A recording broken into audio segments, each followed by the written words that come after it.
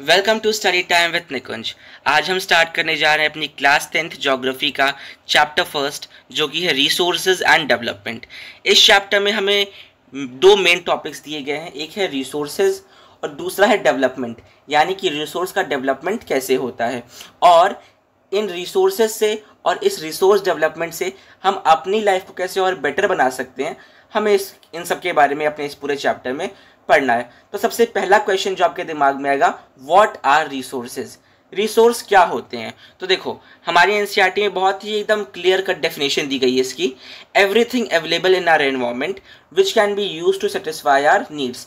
हर वो एक चीज़ जो हमारी नीड्स को सेटिस्फाई कर रही है, चाहे एयर हो गया, वाटर हो गया, सनलाइट हो गया, TV, car, mobile phone, laptop, sofa, bed, chair, anything जो भी आपकी ज़रूरत को पूरा कर रही है, वो सब क्या है, वो सब है रिसोर्स। जो भी चीज़ जो आपकी ज़रूरत को, आपकी नीड्स को सेटिस्फाई करें, दे ऑल आर रिसोर्सेज। ठीक है, यहाँ तक कि ह्यूमन बींग्स, हम खुद भी एक बहुत एसेंशियल रिसोर्स हैं।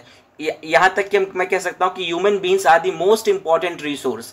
ह्यूमन बींग्स सबसे ज़्यादा इंपॉर्टेंट रिसोर्स होते हैं। क्यों? क्योंकि हम ही बाकी सारे रिसोर्सेज को यूजफुल बनाते हैं। जैसे कि मैंने कहा, मोबाइल फ़ोन एक रिसोर्स है, लैपटॉप एक रिसोर्स है, हर एक चीज़ एक रिसोर्स है। तो मोबाइल फ़ोन को बनाने वाला कौन है? वो भी तो कोई इंसान ही होगा। तो ह्यूमन बींग्स की वजह से ही बाकी सारे रिसोर्स की यूजफुलनेस हो पाती है। इसलिए ह्यूमन बींग्स अपने आप में खुद में ही एक रिसोर्स होते हैं। तो समझ में आ गया, जो भी चीज़ जो आपकी नीड्स को सेटिस्फाई करे वो एक रिसोर्स है। बस तीन कंडीशन यहाँ पे दी गई हैं। क्या? कि वो चीज़ जिसको आप रिसोर्स कह रहे हो वो टेक्नोलॉजिकली एक्सेसिबल होना चाहिए। टेक्नोलॉजिकली एक्सेसिबल का मतलब होता है कि हमारे पास एप्रोप्रिएट टेक्नोलॉजी होनी चाहिए कि उस चीज़ को हम एज अ रिसोर्स यूज़ कर पाएँ। ठीक है। दूसरा क्या? इकोनॉमिकली फीजिबल होना चाहिए, मतलब बजट फ्रेंडली होना चाहिए कि हम उस चीज़ को एज अ रिसोर्स जब हम यूज़ करें तो ज़्यादा खर्चा हमारे पॉकेट पे ना पड़े, वो बजट फ्रेंडली चीज़ हो, इकोनॉमिकली हमारे लिए फीजिबल हो। और तीसरा कि सोसाइटी उसको कल्चरली एक्सेप्टेबल, यानी सोसाइटी उसको एज अ रिसोर्स एक्सेप्ट करे। जिस भी चीज़ को आप एज अ रिसोर्स यूज़ कर रहे हो, सोसाइटी भी उसको एक्सेप्ट करे as a resource.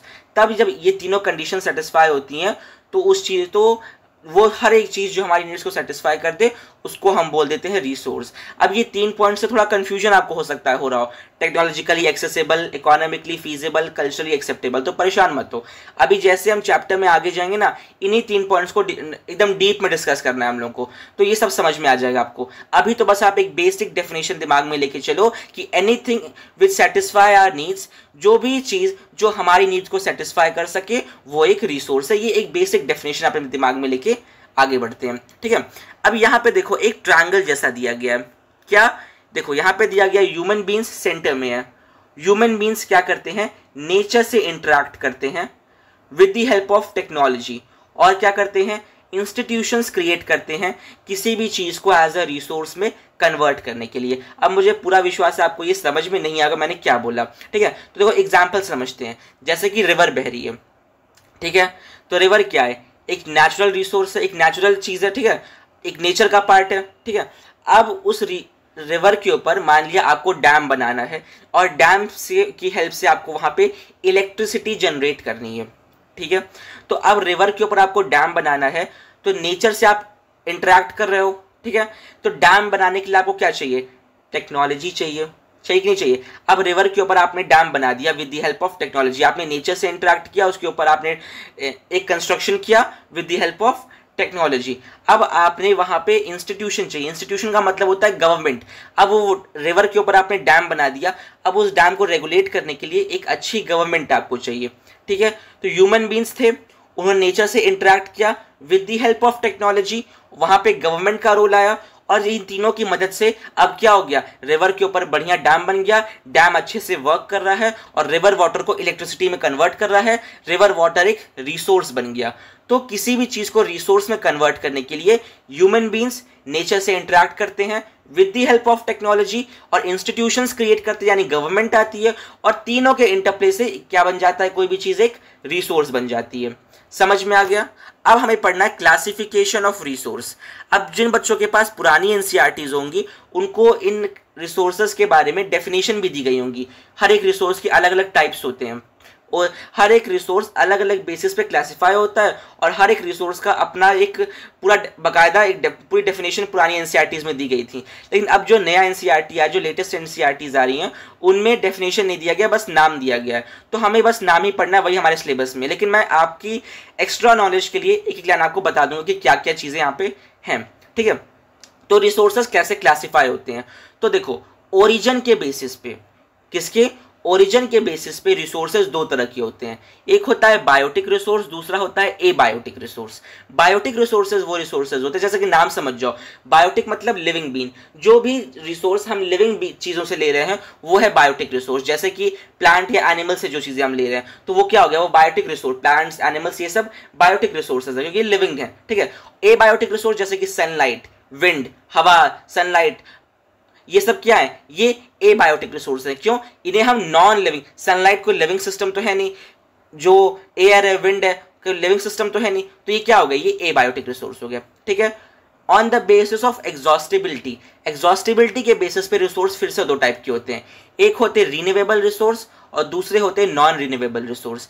Renewable resource मतलब नाम से समझ जाओ, जो खुद को रिन्यू कर पाए, मतलब कि जो रिसोर्सेज कभी खत्म ना हो। जैसे कि सनलाइट हो गया, सनलाइट जितना यूज करो कभी खत्म नहीं होने वाली है, तो सनलाइट क्या है, वो एक रिन्यूएबल रिसोर्स है। और नॉन रिन्यूएबल रिसोर्सेज मतलब जो खुद को रिन्यू नहीं कर पाते और खत्म हो जाते हैं, जिनका आप ज्यादा यूज कर लोगे तो खत्म हो जाएंगे। जैसे कि कोल, पेट्रोलियम, फॉसिल फ्यूल्स, ज्यादा यूज करोगे तो खत्म हो जाएंगे। तो ये क्या है, ये नॉन रिन्यूएबल रिसोर्सेज है, ठीक है।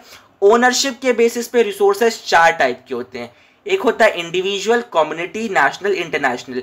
इंडिविजुअल रिसोर्स है, जैसे कि आपका घर हो गया, आपका घर भी आपके लिए एक रिसोर्स है, लेकिन वो आपकी प्राइवेट प्रॉपर्टी है, आप उसको ओन करते हो, कोई और तो उसको यूज कर नहीं पाएगा, तो वो क्या है, वो एक इंडिविजुअल ओन्ड रिसोर्स है। इस तरह से अगला है कम्युनिटी रिसोर्स। कम्युनिटी रिसोर्स मतलब जैसे कि किसी अपार्टमेंट में आप रह रहे हो, उस अपार्टमेंट में पार्क है, वहाँ पे स्विमिंग पूल है, ठीक है। तो अपार्टमेंट में उस पूरी बिल्डिंग में रहने वाले जितने भी फैमिलीज होंगे सब उस पार्क को यूज करेंगे, सब उस स्विमिंग पूल को यूज करेंगे, तो वो क्या बन गया, वो एक कम्युनिटी ओन्ड रिसोर्स बन गया, पूरी कम्युनिटी उसको यूज करेगी। तीसरा है नेशनल रिसोर्स, मतलब वो रिसोर्स है जिनके ऊपर पूरे देश का अधिकार है, जैसे कि रोड्स हो गई, फॉरेस्ट, वाइल्ड लाइफ या जमीन के नीचे जो कोल, पेट्रोलियम है, तो वो रिसोर्सेज जो देश की गवर्नमेंट को बिलोंग करते हैं और गवर्नमेंट उसको सारे लोगों की भलाई के लिए यूज करती है, तो वो हो जाते हैं नेशनल रिसोर्सेज, ठीक है। और इंटरनेशनल रिसोर्स मतलब जो कोई भी ऐसे रिसोर्सेज जिनके ऊपर कोई भी एक देश अपना दावा नहीं कर सकता, पूरी दुनिया के लिए वो है, जैसे कि ओशन वाटर या स्पेस, ये सब क्या हो गया, ये इंटरनेशनल रिसोर्सेज हो गए, ठीक है। अब आगे बढ़ते हैं। On the basis of development, status of development, status of development के बेसिस पे रिसोर्सेज फिर तीन तरह के होते हैं। एक होता है पोटेंशियल रिसोर्सेज, दूसरे होते हैं डेवलप्ड स्टॉक रिसोर्सेज और तीसरे होते हैं रिजर्व रिसोर्सेज। क्या होते हैं ये तीनों?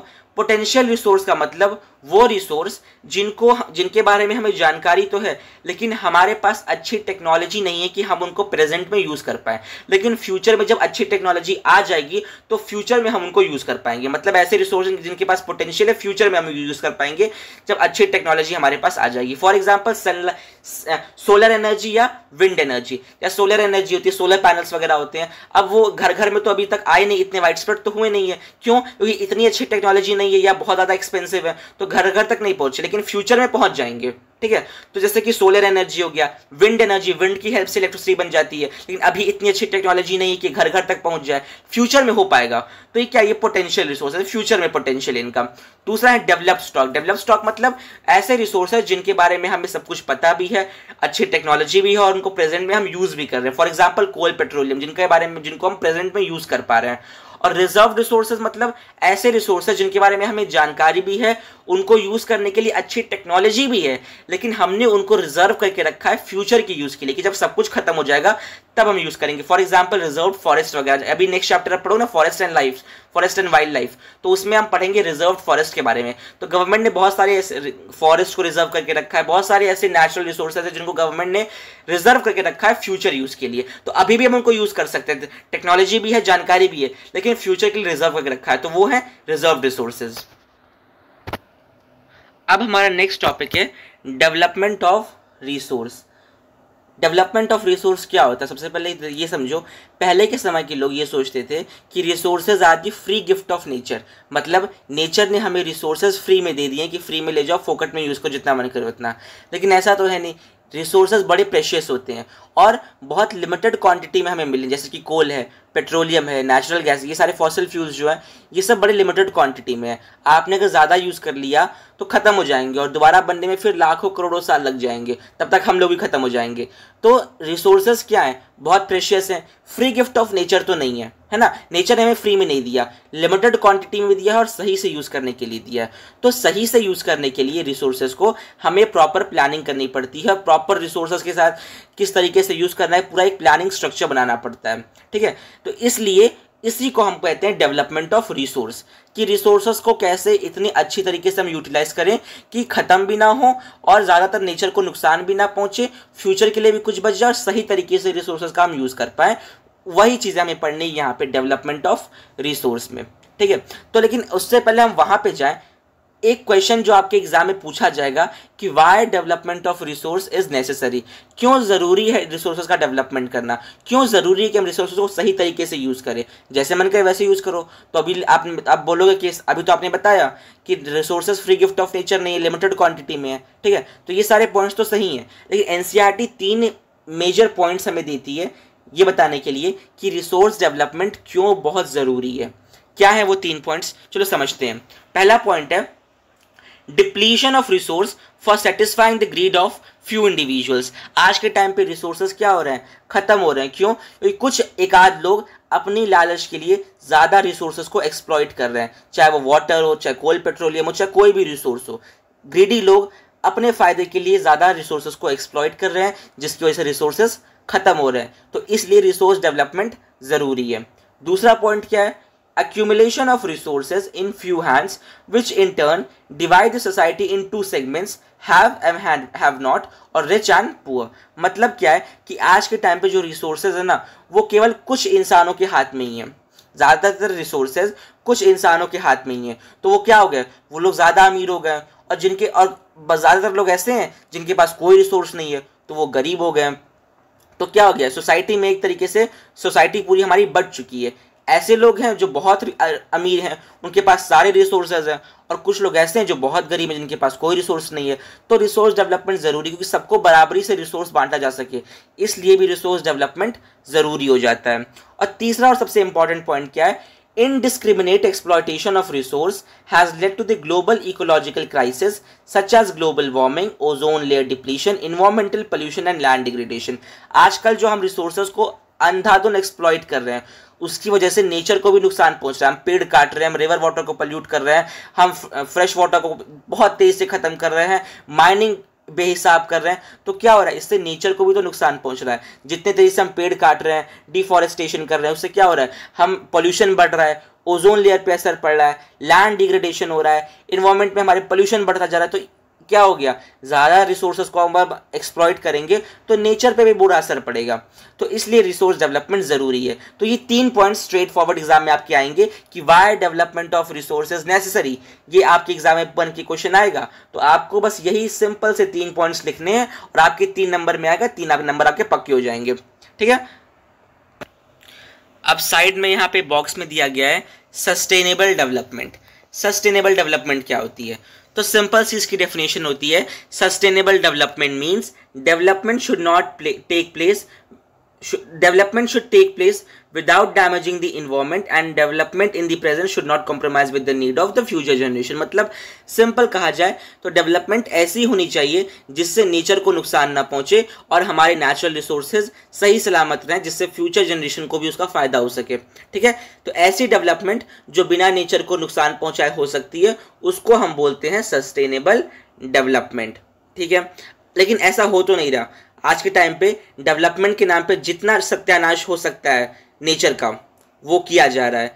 सस्टेनेबल डेवलपमेंट एक कह सकते हैं कि एक ड्रीम प्रोजेक्ट है, एक्चुअल में ऑन ग्राउंड नहीं हो रहा है। बस बुक्स में दिया गया कि सस्टेनेबल डेवलपमेंट होना चाहिए, लेकिन ऑन द ग्राउंड ये सस्टेनेबल डेवलपमेंट कहीं नहीं हो रहा है। रोड्स बन रही हैं, पेड़ धड़ाधड़ काटे जा रहे हैं, डैम्स बन रहा है, रिवर वाटर पोल्यूट किया जा रहा है, कोई फर्क नहीं पड़ रहा है, अंधाधुन नेचर को एक्सप्लॉइट किया जा रहा है, ठीक है। तो इसी समस्या से निपटने के लिए क्या हुआ, रियो डी जेनेरियो में अर्थ समिट हुई 1992 में।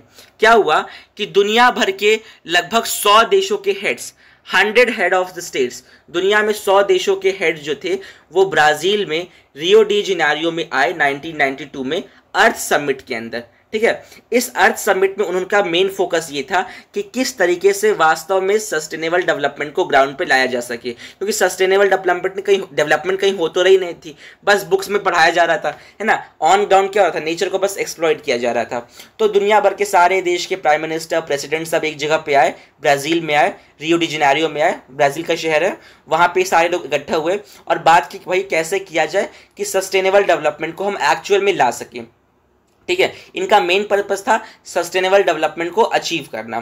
तो कुल मिला के इन्होंने एजेंडा 21 पे सबने साइन किया। सबने कहा कि हम सब एजेंडा 21 में के तहत काम करेंगे।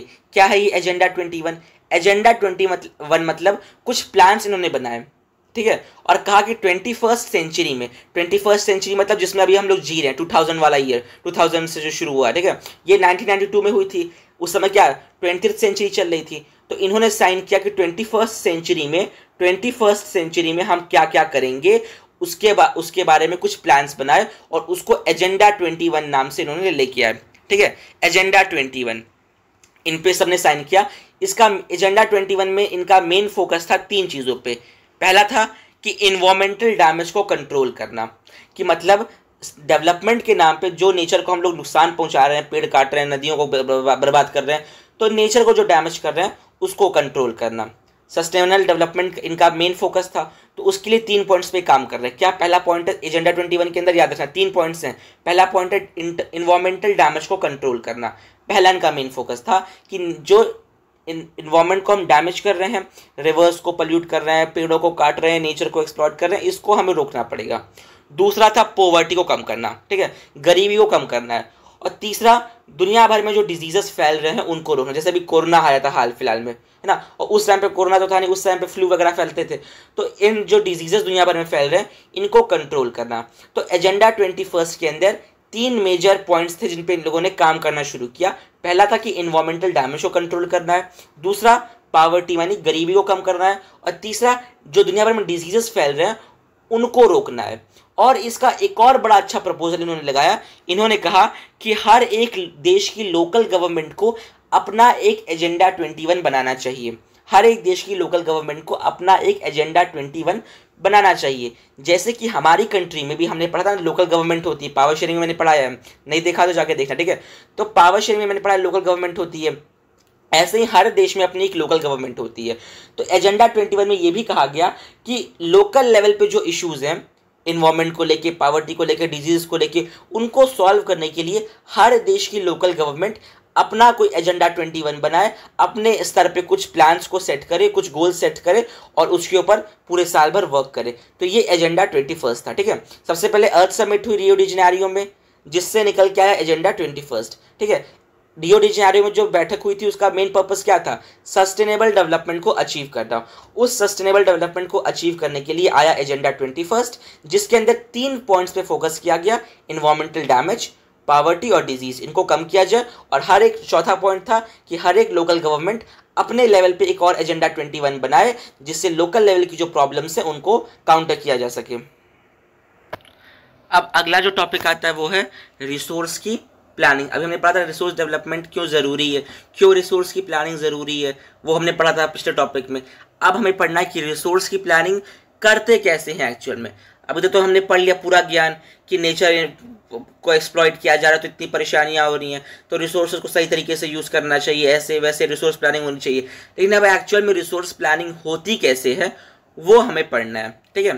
तो उससे पहले आप कुछ चीज़ें जान लो, जैसे कि इंडियन स्टेट्स में कई बार ऐसा होता है कि इंडिया के अंदर बहुत सारे स्टेट्स के अंदर कुछ रिसोर्सेज पाए जाते हैं और कुछ जगहों पे कुछ रिसोर्सेज नहीं पाए जाते हैं। फॉर एग्जांपल देखो यहाँ पे एग्जांपल दिए गए हैं, जैसे कि झारखंड, छत्तीसगढ़, मध्य प्रदेश में मिनरल्स और कोल डिपॉजिट बहुत ज़्यादा है। अरुणाचल प्रदेश में पानी बहुत ज़्यादा है, अबंडेंस ऑफ वाटर है, लेकिन अरुणाचल प्रदेश में क्या है, अच्छा इंफ्रास्ट्रक्चर नहीं है कि सही तरीके से उस पानी को यूज़ किया जा सके, ठीक है। राजस्थान के अंदर बहुत ज़्यादा सोलर और विंड एनर्जी है, पर वाटर रिसोर्स की कमी है। राजस्थान में विंड एनर्जी, सोलर एनर्जी तो बहुत ज़्यादा है, लेकिन वाटर रिसोर्स की बहुत कमी है। अब आप कहोगे उदयपुर में तो बहुत, हमने सिटी ऑफ लेक्स है, ये है वो है। तो देखो जो राजस्थान है ना, उसके सेंटर में लगभग 20 से अरावली हिल्स है, ठीक है। अरावली हिल्स के जो उधर का रीजन है, जिधर मरुस्थल या इंडियन डेजर्ट आता है, वहाँ पे सोलर एनर्जी, विंड एनर्जी तो है, लेकिन वहाँ पानी नहीं है, वहाँ पे बारिश नहीं होती है। और जो अरावली रीजन, देखो मैं मैप पे दिखा देता हूँ, ये मैप पे देखो, राजस्थान के इस वाले रीजन में पानी बहुत कम है, और जो अरावली बीच में यहाँ से जाती है, और जो इधर का रीजन है राजस्थान का, वहाँ पे पानी है, लेकिन राजस्थान के जो इस साइड वाला रीजन है, यहाँ पानी की कमी है। तो हम ओवरऑल पूरे स्टेट की बात कर रहे हैं, तो पूरे राजस्थान में पानी की कमी रहती है। इसके अलावा लद्दाख में देखो, वहाँ पे बहुत अच्छा कल्चरल हेरिटेज है, लेकिन वहाँ पे लद्दाख के अंदर कोल्ड डेजर्ट है, पूरा बर्फ़ है, तो मिनरल्स वगैरह नहीं मिल पाते। तो ये सब मैं आपको क्यों बता रहा हूँ, इसलिए बता रहा हूँ कि देखो, इंडिया के कुछ स्टेट्स में कुछ रिसोर्सेज अच्छे हैं, लेकिन कुछ रिसोर्सेज बिल्कुल नहीं है। जैसे मध्य प्रदेश वगैरह में मिनरल्स ज़्यादा हैं, अरुणाचल प्रदेश में पानी ज़्यादा है, लेकिन अरुणाचल प्रदेश में इंफ्रास्ट्रक्चर नहीं है। राजस्थान में सोलर एनर्जी, विंड एनर्जी ज़्यादा है ना, लेकिन पानी ही नहीं है। लद्दाख में कल्चरल हेरिटेज बहुत अच्छा है, लेकिन वहाँ पे मिनरल्स नहीं पाए जाते। तो मतलब इंडिया के हर एक स्टेट में कुछ रिसोर्सेज पाए जाते हैं, कुछ रिसोर्सेज नहीं पाए जाते हैं। तो ये बहुत नेसेसरी हो जाता है कि हम रिसोर्स की प्लानिंग अच्छी तरीके से करें। क्यों करें अच्छी तरीके से? क्योंकि जहाँ पे जो रिसोर्स अबंडेंस में पाए जाते हैं, वहाँ से हम उन रिसोर्सेज को उठाएं, और जहाँ पे उन रिसोर्सेज की कमी है, वहाँ तक उनको पहुँचा सके, जिससे ओवरऑल पूरे देश की नीड्स को सेटिस्फाई किया जा सके, ठीक है। तो इसलिए रिसोर्स प्लानिंग बहुत इंपॉर्टेंट हो जाती है। तो अब देखो, रिसोर्स प्लानिंग करते कैसे हैं। रिसोर्स प्लानिंग करने के 3 स्टेप्स होते हैं। 3 स्टेप्स होते हैं, एग्जाम में पूछा जाएगा रिसोर्स प्लानिंग के 3 स्टेप्स क्या होते हैं, आपको लिखना पड़ेगा। और यहाँ पे बच्चों पढ़ते हैं, देखो, resource planning in India, resource planning के 3 स्टेप्स होते हैं जिनमें आप रिसोर्स की प्लानिंग करते हो। पहला स्टेप होता है identification and inventory of resource across the region of the country. This involves surveying, mapping and qualitative and quantitative estimation and measurement of the resources. इतना लंबा नहीं पढ़ना।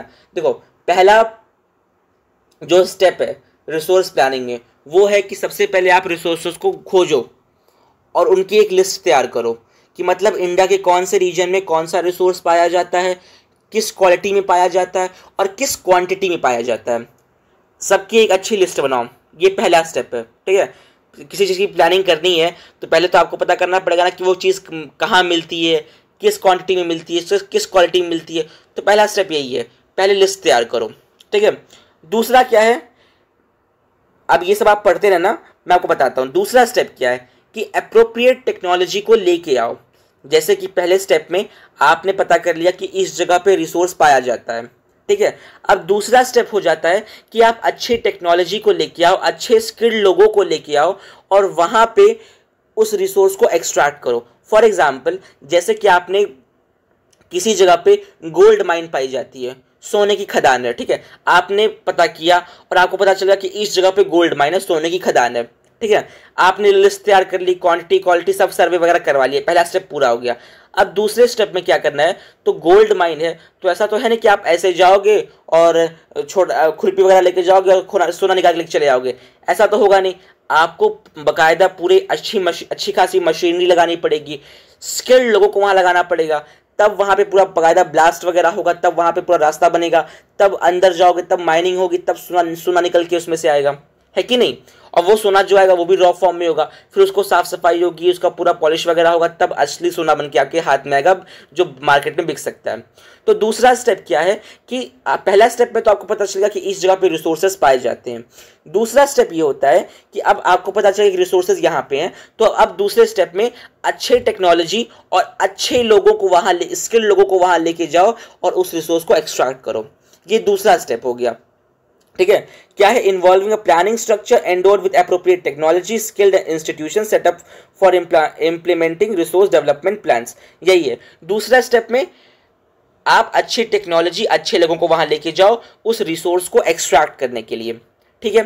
तीसरा स्टेप क्या होता है, matching the resource development plans with the overall development plans of the national development plans. तीसरा step क्या होता है, देखो पहले स्टेप में तो आपने रिसोर्स की लिस्ट तैयार की कि कहाँ पे कौन सा रिसोर्स पाया जा रहा है, किस क्वालिटी किस क्वांटिटी में पाया जा रहा है, पहला स्टेप हो गया।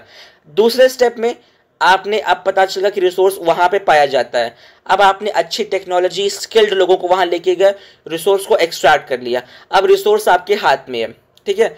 अब तीसरा स्टेप ये होता है कि अब जिस जगह पे जो रिसोर्स की कमी है उन जगहों पे वो रिसोर्स को पहुंचाया जा सके। ठीक है, जैसे मैंने बताया कि कुछ स्टेट्स में कुछ रिसोर्सेज अबंडेंस में है और कुछ जगह पे वही रिसोर्सेज बिल्कुल नहीं है।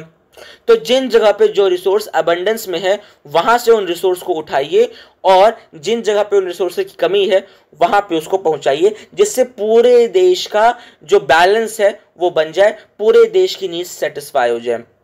यही है तीसरा स्टेप। ठीक है, तो तीनों स्टेप समझ में आ गए। पहला स्टेप है लिस्ट बनाओ, दूसरा स्टेप है टेक्नोलॉजी और लोगों को लेके जाओ, वहां से रिसोर्स निकालो, और तीसरा स्टेप है जहां उस रिसोर्स की जरूरत है वहां उस रिसोर्स को पहुंचा दो। 3 स्टेप में आपकी रिसोर्स प्लानिंग हो गई। इसी तरीके से हम सही तरीके से रिसोर्सेज का यूज कर सकते हैं। और इस रिसोर्स प्लानिंग को लेकर इंडिया ने बहुत वर्क किया है। हमने अपने फर्स्ट 5 ईयर प्लान में भी इस रिसोर्स प्लानिंग पे काफ़ी ध्यान दिया था। ठीक है, अब हमें आगे यहाँ पे दिया गया एनसीईआरटी में कि किसी भी देश की डेवलपमेंट के लिए रिसोर्सेज का होना बहुत ज़रूरी है, क्योंकि अगर किसी देश में रिसोर्स ही नहीं है तो उस देश का डेवलपमेंट होना मुश्किल हो जाता है। ठीक है, लेकिन केवल रिसोर्स होने से काम नहीं हो जाता। ठीक है, रिसोर्स तो होने चाहिए आपके पास, लेकिन उन रिसोर्सेज को यूज़ करने के लिए अच्छी टेक्नोलॉजी भी होनी चाहिए और इस पूरी चीज़ को रेगुलेट करने के लिए अच्छे इंस्टीट्यूशंस यानी कि अच्छी गवर्नमेंट भी होनी चाहिए, करप्ट गवर्नमेंट नहीं होनी चाहिए। जब ये दोनों चीज़ आपके पास होंगी तभी रिसोर्सेज को आप सही तरीके से यूटिलाइज कर पाओगे और तभी आपका देश एक डेवलप्ड नेशन बनेगा। इंडिया में क्या था, इंडिया में हमारे पास शुरू से ही रिसोर्सेज तो थे हमारे पास, लेकिन हमारे पास उतनी अच्छी टेक्नोलॉजी नहीं थी और उसी से अट्रैक्ट होके ब्रिटिशर्स या बाकी जितने कॉलोनियल पावर्स थे वो हमारे देश में आए, उन्होंने कब्जा किया। उनके पास अच्छी टेक्नोलॉजी थी, वो टेक्नोलॉजिकली एडवांस थे हमसे, तो उन्होंने टेक्नोलॉजी का यूज़ किया, हमारे रिसोर्सेज को एक्सप्लॉइट किया और खुद अमीर हो गए और हम गरीब के गरीब रह जा रहे हैं। तो रिसोर्स होने से सारा काम नहीं हो जाता, रिसोर्स के साथ साथ आपके पास अच्छी टेक्नोलॉजी होनी चाहिए और एक अच्छी गवर्नमेंट होनी चाहिए। करप्ट गवर्नमेंट, करप्ट लोग नहीं होने चाहिए। अच्छी टेक्नोलॉजी और अच्छी गवर्नमेंट होगी तभी रिसोर्स का फुल्ली हम यूटिलाइज उनको कर पाएंगे और तभी हम अच्छी तरीके से एक डेवलप्ड नेशन बन पाएंगे। ठीक है, अब रिसोर्स प्लानिंग कैसे होती है ये तो हमने सीख ली, लेकिन अब हमें सीखना है कंजर्वेशन ऑफ रिसोर्स। रिसोर्स को कंजर्व कैसे करते हैं, क्योंकि resources free gift of nature तो है नहीं, लिमिटेड क्वांटिटी में है, तो रिसोर्सेज का कंजर्वेशन करना बड़ा ज़रूरी होता है। क्योंकि अगर आप कंजर्वेशन नहीं करोगे तो ये रिसोर्सेज ख़त्म हो जाएंगे और ख़त्म हो जाएंगे तो बड़ी प्रॉब्लम हो जाएगी। तो रिसोर्स कंजर्वेशन बहुत इंपॉर्टेंट है और इसको लेकर गांधी जी ने बहुत सारी अच्छी अच्छी फिलॉसफीज़ दी थी। ठीक है, गांधी जी ने बहुत सारी फिलॉसफीज़ दी थी, बहुत अच्छी अच्छी स्टेटमेंट्स दी थी जिन पे आपके एग्जाम्स में भर भर के क्वेश्चंस बनते हैं और वो भी हैवी मार्क्स वाले क्वेश्चंस बनते हैं। चलो देखते हैं गांधी जी ने क्या क्या कहा था रिसोर्स कंजर्वेशन को लेके। तो गांधी जी ने कहा था there is enough for everybody's need but there is not enough for everybody's greed. देखो, there is enough for everybody's need and not for anybody's greed, यानी नेचर ने हर इंसान की ज़रूरत को पूरा करने लायक तो रिसोर्सेज दिए हैं, लेकिन एक भी इंसान की लालच को सेटिस्फाई करने के लिए रिसोर्सेज नहीं दिए हैं। ठीक है, क्योंकि इंसान की लालच तो बहुत बड़ी होती है, चाहे तो पूरा दुनिया के रिसोर्सेज को यूज़ करे तभी सेटिस्फाई नहीं होगा। ठीक है, तो नेचर ने हर इंसान की ज़रूरत को पूरा करने के लिए तो रिसोर्सेज पूरे बाकायदा अच्छे से दिए गए हैं, लेकिन लालच को सेटिस्फाई करने के लिए चाहे जितना रिसोर्सेज यूज़ कर लो हमेशा कम ही पड़ेंगे। तो ये गांधी जी की फिलॉसफी थी। और गांधी जी ने एक और बात कही थी, गांधी जी जो थे he was against mass production and wanted to replace it with production by masses. Gandhi ji क्या कहते थे कि मास प्रोडक्शन नहीं होना चाहिए, प्रोडक्शन बाय मासेस होना चाहिए रिसोर्स कंजर्वेशन के लिए। अब फिर से आपको समझ में तो नहीं आया क्या production, mass production by masses क्या बोल रहे हो, समझ में नहीं आ रहा। तो देखो समझते हैं, गांधी जी कहते थे कि मास प्रोडक्शन नहीं होना चाहिए। मास प्रोडक्शन मतलब जैसे कि एक फैक्ट्री, एग्जांपल समझना, एक फैक्ट्री लगी गई है। ठीक है, फैक्ट्री में एक मालिक है और उस मालिक ने फैक्ट्री में 10 मशीन रखी हुई हैं और मशीन से कपड़े बनते हैं। ठीक है, तो अब मशीन तो थकने वाली है नहीं, तो मशीन तो धड़ धड़ पूरा कपड़े बनाई जा रही है, लाखों सेट कपड़े 1 मिनट में बन के तैयार हो जा रहे हैं। वो एक आदमी खड़ा होकर सब कुछ देख रहा है मालिक, और मशीन से धड़ाधड़ मास प्रोडक्शन हो रहा है, खूब बढ़िया कपड़े बन गए ढेर सारे। अब वो उनको मार्केट में लेके जाएगा।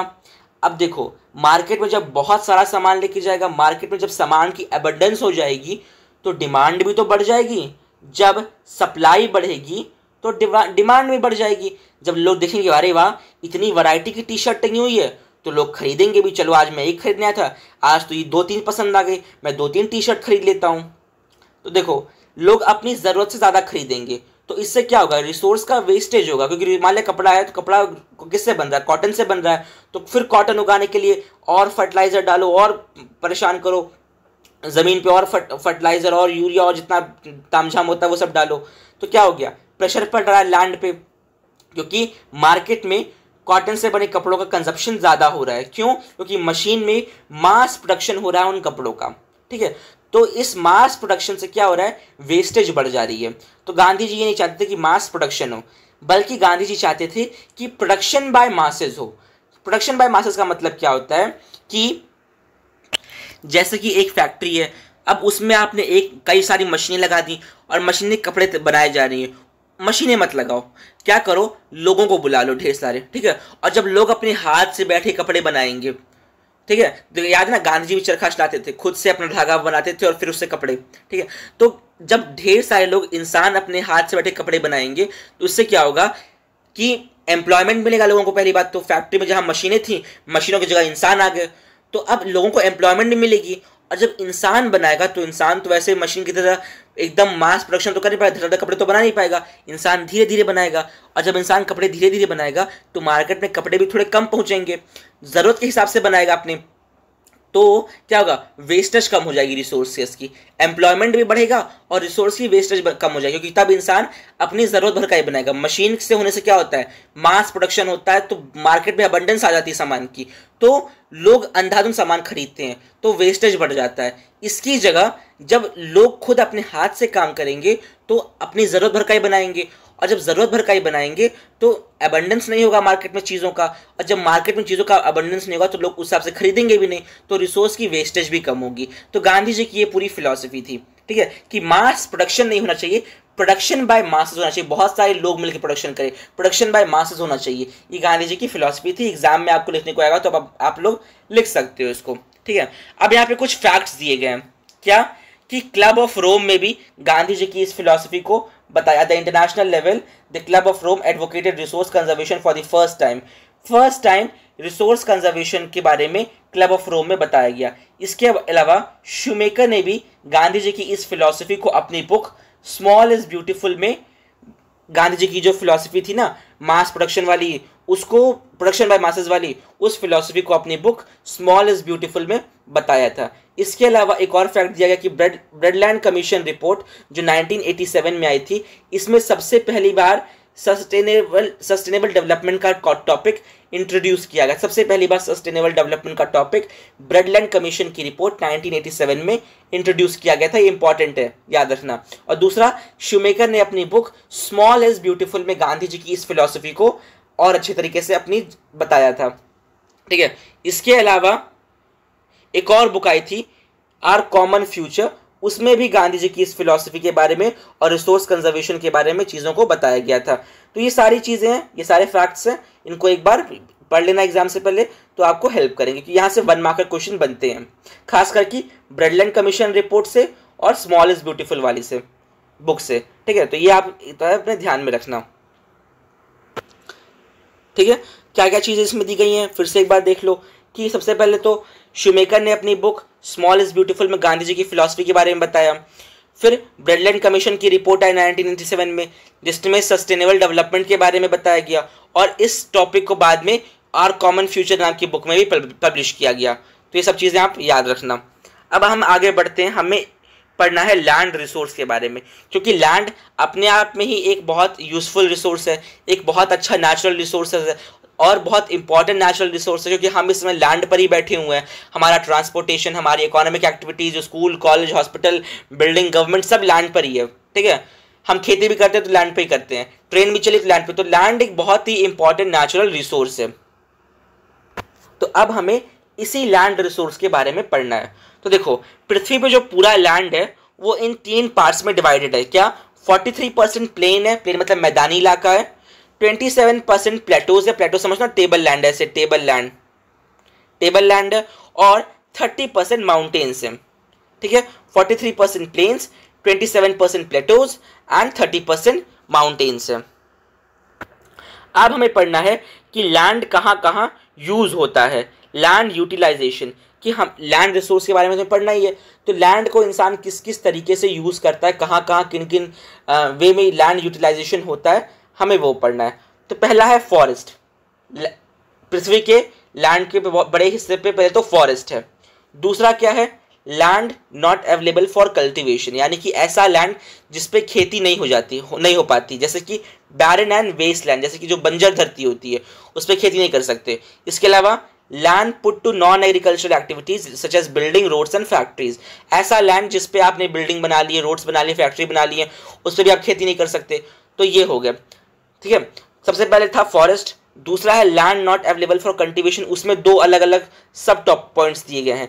एक है कि ऐसा लैंड जो बंजरी है उस पर खेती नहीं हो पाती, और दूसरा लैंड जिसके ऊपर आपने बिल्डिंग, रोड और फैक्ट्री बना ली है उसके ऊपर भी खेती नहीं हो पाती।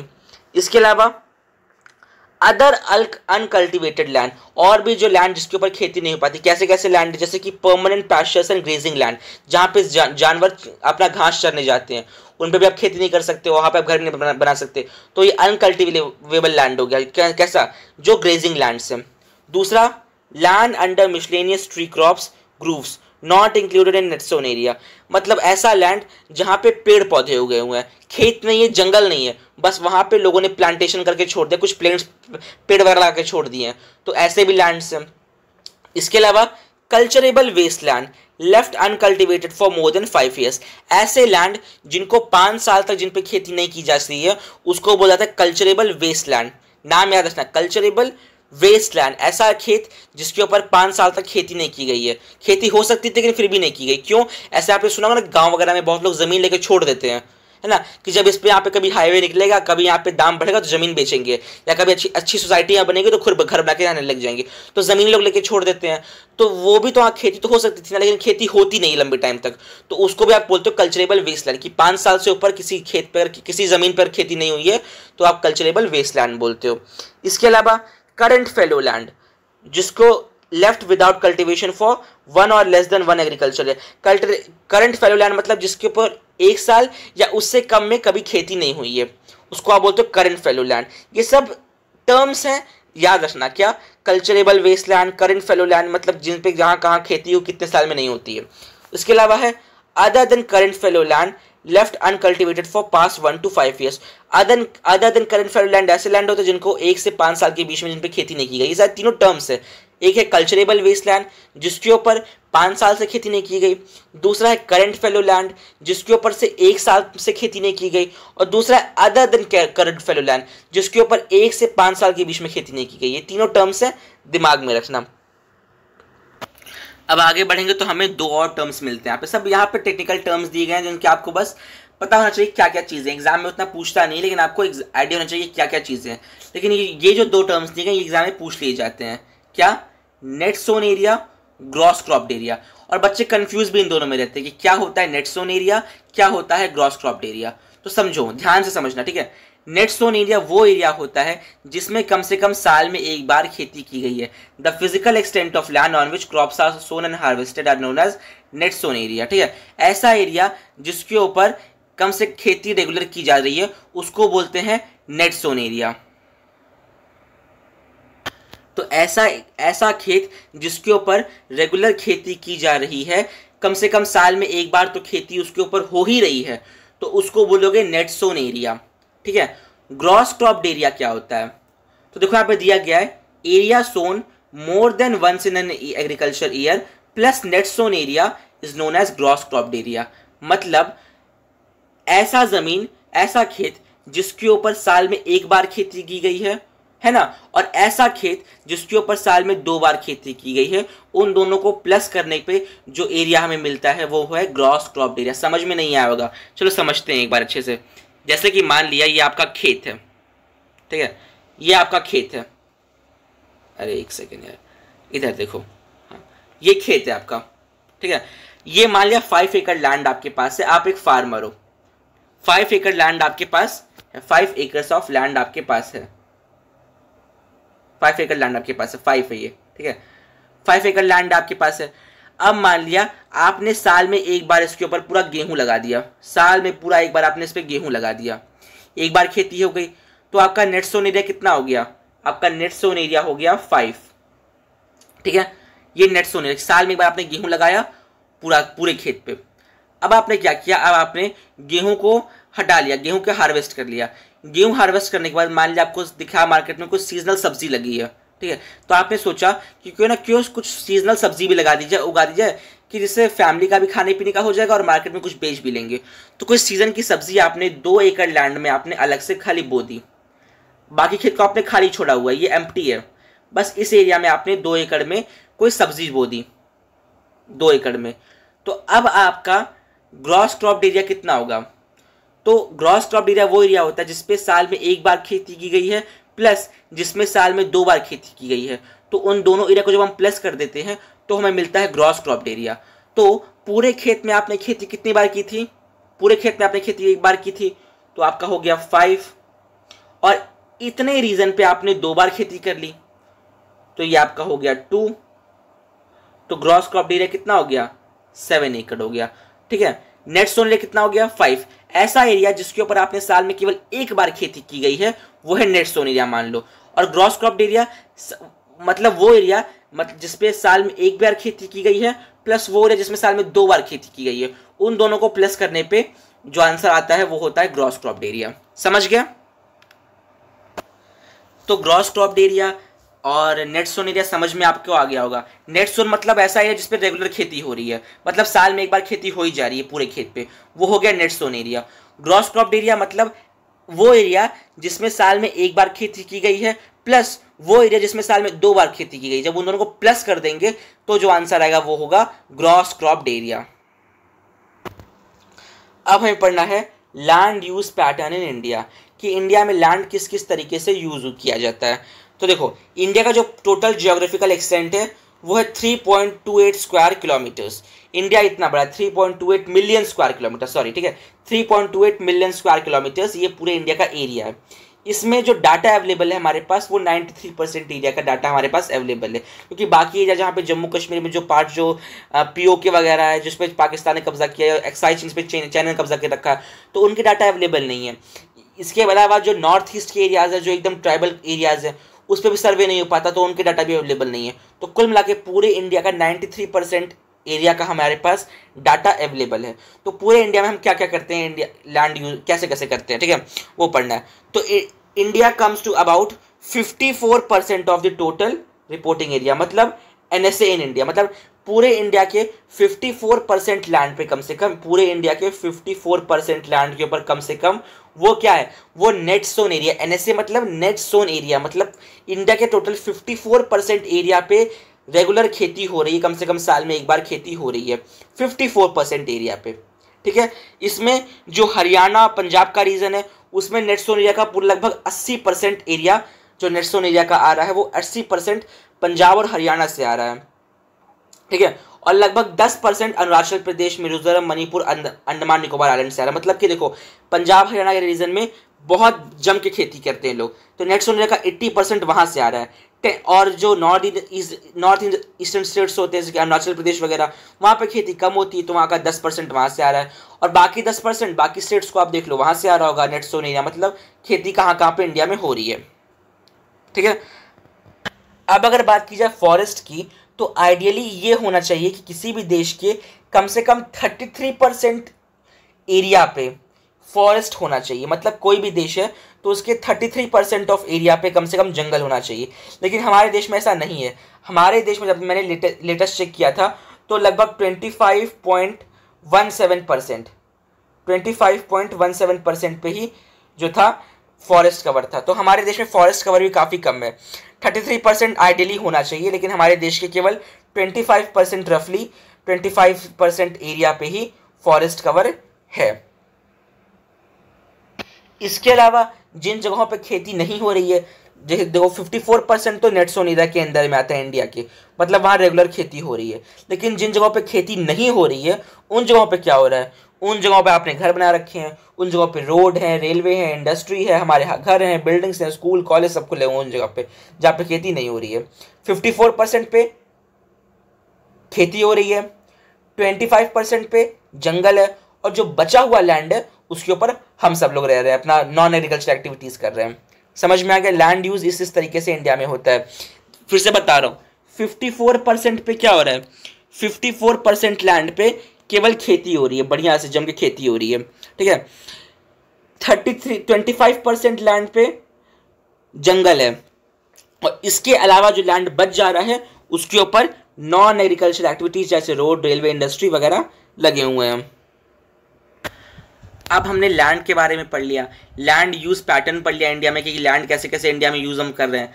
अब हमारा अगला टॉपिक है लैंड डिग्रेडेशन एंड कंजर्वेशन, क्योंकि हर रिसोर्स को एक्सप्लॉइट करने में ह्यूमंस ने महारत हासिल कर रखी है, तो उस तरीके से हमने लैंड को भी बख्शा नहीं, हमने लैंड को भी बर्बाद करने में कोई कसर नहीं छोड़ी है, ठीक है। तो ह्यूमंस एक्टिविटीज जैसे कि डिफॉरेस्टेशन, हम जंगलों को काट रहे हैं, ओवर ग्रेजिंग मतलब जानवर ज़्यादा घास जो चरने जा रहे हैं, जो चरने वगैरह जाते हैं उससे भी लैंड डिग्रेड होता है, जो लगातार माइनिंग कर रहे हैं उनसे भी लैंड डिग्रेडेशन होता है, लैंड खराब होता है, ठीक है। तो ये सारी प्रॉब्लम्स हैं जिसकी वजह से लैंड डिग्रेड हो रहा है, लैंड खराब हो रहा है। चलो एक बार डिटेल में सब कुछ पढ़ते हैं। माइनिंग साइट्स जैसे कि are abandoned after excavation work is complete, leaving deep scars and traces over burdening in states like Jharkhand, Chhattisgarh, Madhya Pradesh and Odisha. Deforestation due to mining have caused severe land degradation. देखो ऊपर क्या दिया mining sites के बारे में कि जब भी कहीं पे माइनिंग होती है तो माइनिंग करने के लिए क्या करना पड़ता है, वहाँ ब्लास्ट करते हैं, पूरा सुरंग बनाते हैं और वह अंदर माइनिंग करते हैं, फिर माइनिंग करने के बाद उसको उस जगह को वैसे ही छोड़ दिया जाता है, तो वहाँ गड्ढे बन जाते हैं। तो एक डीप स्कार्स मतलब गहरे निशान हमारी पृथ्वी पे छोड़ते हैं ये माइनिंग एक्टिविटीज़। इसके अलावा झारखंड, छत्तीसगढ़, मध्य प्रदेश, उड़ीसा जैसे स्टेट्स में डिफॉरेस्टेशन होता है, मतलब जंगल को पेड़ काट दिए जाते हैं। जब पेड़ काट दोगे तो पेड़ की जो रूट्स होती हैं वो मिट्टी को पकड़ के रखती हैं, तो जब पेड़ कट जाएंगे तो रूट्स खत्म हो जाएंगी, तो कभी भी बारिश वगैरह आई तो सारा पानी के साथ साथ वो जो मिट्टी बह गई, पूरा लैंड बह गया, गायब हो गया वो एरिया ही। तो डिफॉरेस्टेशन की वजह से लैंड डिग्रेडेशन इस तरीके से हो रहा है ना। इसके अलावा गुजरात में, राजस्थान में, मध्य प्रदेश में, महाराष्ट्र में ओवर ग्रेजिंग भी एक प्रॉब्लम है। ओवर ग्रेजिंग कैसे, मतलब जानवर आते हैं, कई बार देखना होगा जानवर जब घास खाते हैं तो घास के साथ साथ मिट्टी को भी उखाड़ ले जाते हैं अपने साथ।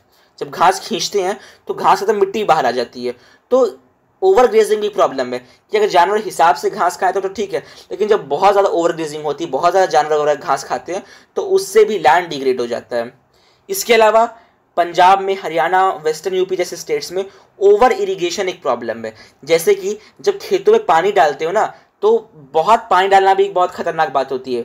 क्यों? क्योंकि देखो जैसे कि ग्राउंड वाटर जो होता है उसमें सोडियम कंटेंट ज़्यादा होता है, सोडियम कार्बोनेट Na2CO3 या सोडियम बाइकार्बोनेट NaHCO3, ये सब जो होते हैं ग्राउंड वाटर में बहुत ज़्यादा पाए जाते हैं।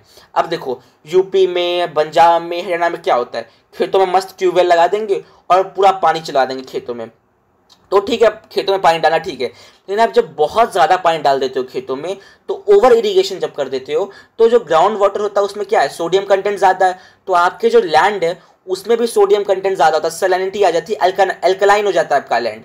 जब आपका लैंड अल्कलाइन हो जाता है मतलब उसमें नमक वाला कंटेंट ज़्यादा आ जाता है, तो फिर आप वो जगह धीरे धीरे बंजर होने शुरू हो जाती है, आप उसमें खेती नहीं कर पाते, प्लांट्स आपके अच्छे से लगते नहीं है। तो ओवर इरिगेशन भी प्रॉब्लम हो जाती है कई बार कि जब ज़्यादा पानी डाल दोगे तो खेतों में सोडियम कंटेंट ज़्यादा हो जाएगा, तो पौधे लगाना फिर मुश्किल हो जाएगा। तो ये भी ओवर इरिगेशन भी एक प्रॉब्लम होती है लैंड डिग्रेडेशन में।